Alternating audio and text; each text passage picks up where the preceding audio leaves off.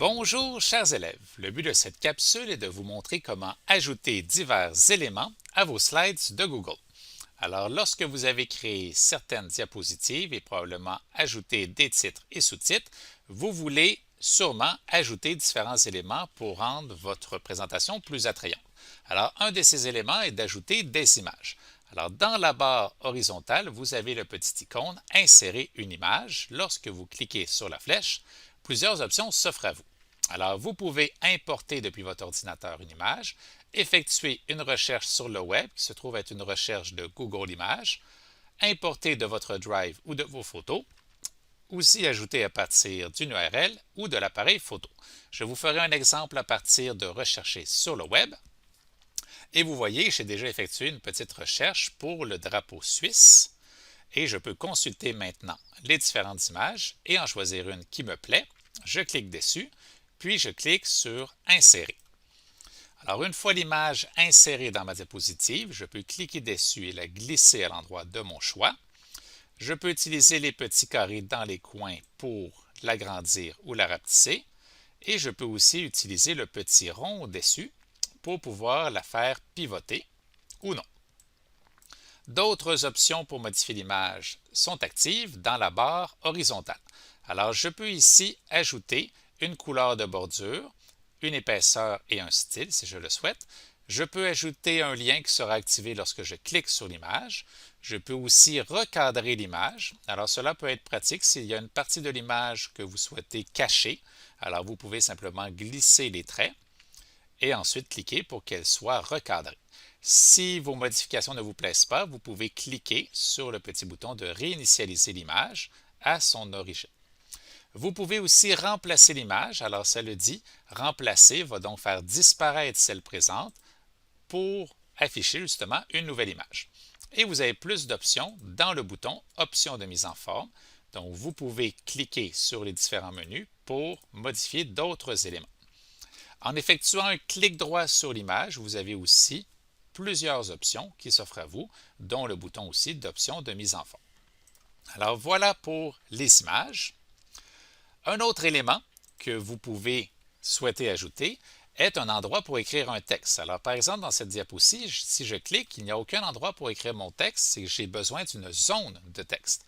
Alors comment en créer une? Je vais encore une fois dans ma barre horizontale sur le grand T, zone de texte.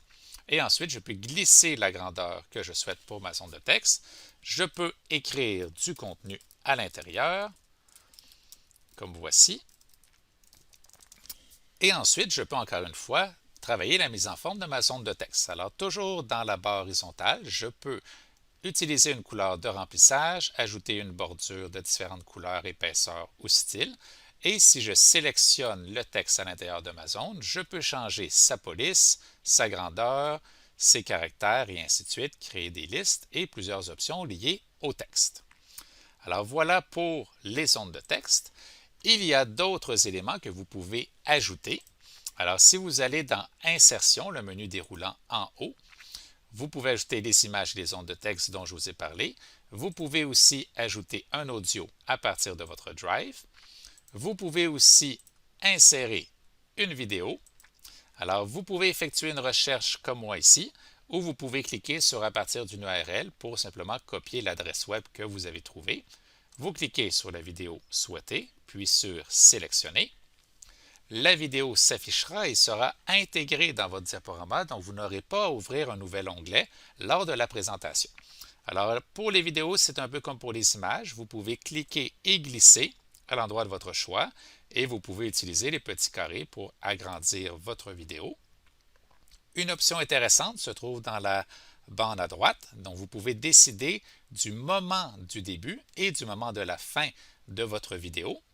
Et si le son n'est pas important dans votre présentation, il pourrait créer des problèmes au niveau des bugs techniques ou peu importe.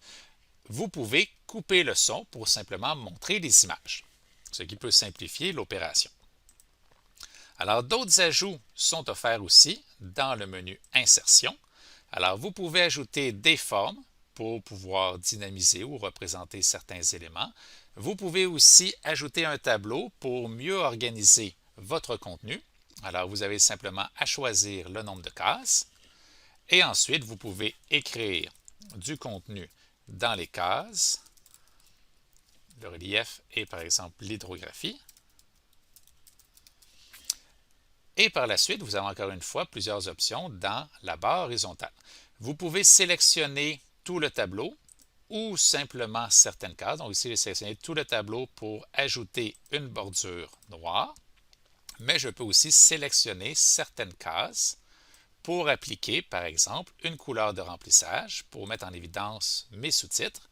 Et ensuite, j'ai toutes les options de texte habituelles pour changer l'apparence du texte. Vous pouvez aussi aller dans les options supplémentaires sur les trois petits points plus, option de mise en forme. Et aussi, vous pouvez cliquer droit sur le tableau pour ajouter des lignes, des colonnes, supprimer des lignes ou des colonnes. Répartir les lignes ou les colonnes peut servir à obtenir des colonnes, par exemple, d'exactement la même largeur. Et si vous sélectionnez plus d'une case, vous aurez l'option de fusionner les cellules pour faire un effet différent. Alors, je poursuis mon survol des insertions.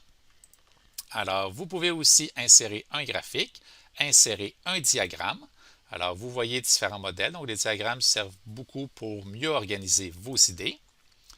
Je peux aussi insérer un word art. Alors, un word art est un titre avec une mise en forme différente.